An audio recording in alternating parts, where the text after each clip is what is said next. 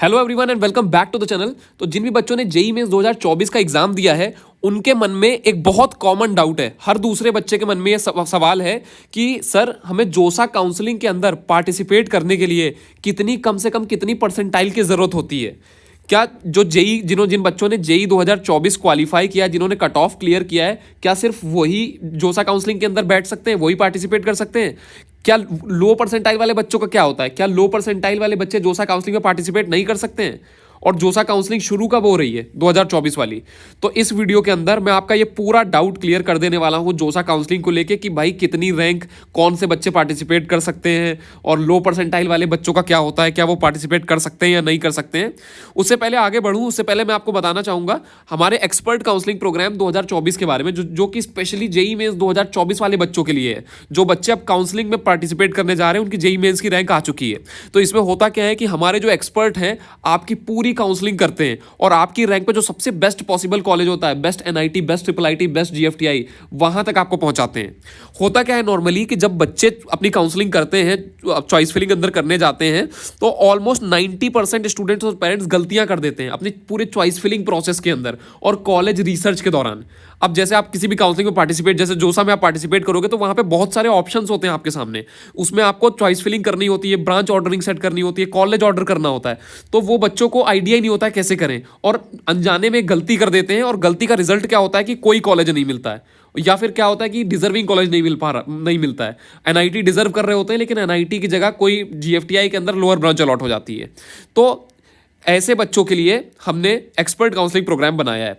और ये गलतियां क्या होती हैं कॉलेज जो चॉइस फिलिंग और ये मैंने आपको बताया, इसके अंदर बहुत सारी गलतियां हैं। जैसे रैंक और कैटेगरी रैंक का क्या फायदा है, होम स्टेट सीट एलोकेशन, आपके होम स्टेट का एनआईटी, ट्रिपल आईटी या जीएफटीआई क्या फायदा दे रहा है, और सब कैटेगरी का क्या फायदा है, सब कैटेगरी सीट एलोकेशन क्या होता है, सीट मैट्रिक्स का पता नहीं होता है बच्चों को।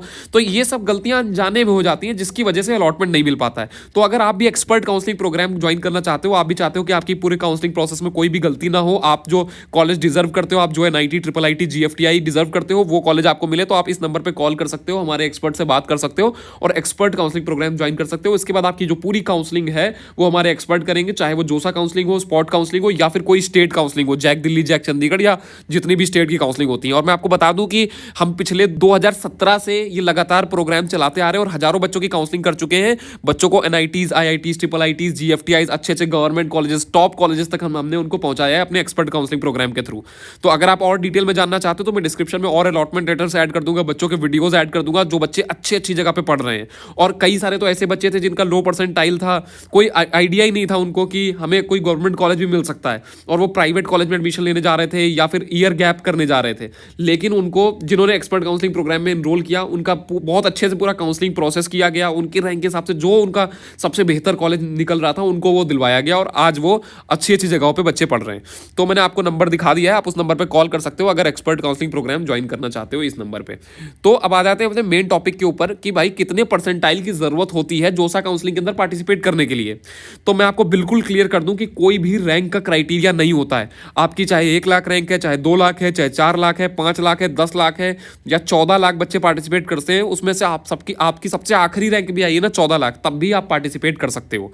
और क्वालिफाइंग जो एक और डाउट है बच्चों का कि क्या जेई, जो सिर्फ जेई क्वालिफाइड बच्चे हैं वही पार्टिसिपेट कर सकते हैं, तो ऐसा भी कुछ नहीं है। तो कोई भी बच्चा जिसने जेई का एग्जाम दिया है, anyone who has given JEE 2024 can participate.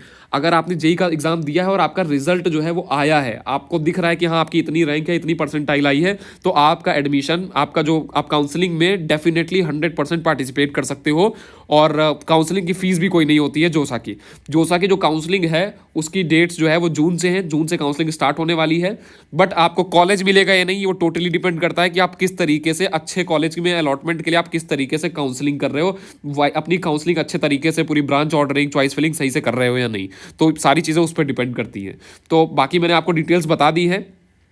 अगर अभी आप ये देख रहे हो, अभी आपको पता नहीं है कि कौन से कॉलेज आपके रैंक के हिसाब से मिल सकते हैं, जोसा काउंसलिंग में, स्पॉट काउंसलिंग में, स्टेट काउंसलिंग में, तो उसके लिए आप क्या करो कि उसके लिए आप एक बार रिपोर्ट बना के तैयार करो कि आपको पहले एक एक कॉलेज रिसर्च करके देखना होगा कि कौन कौन से कॉलेजेस मिल रहे हैं। जब आप कॉलेज रिपोर्ट बना के रखोगे तभी आपको पता चलेगा कि हाँ, आपको अच्छा जोसा में ये मिल रहा है, स्पॉट राउंड में ये चीज़ें मिल रही हैं। उसी के हिसाब से आपका पूरा जो आगे का प्रोसेस है, आपकी जो भी वो है काउंसलिंग, उसी हिसाब से आगे आगे होती रहेगी।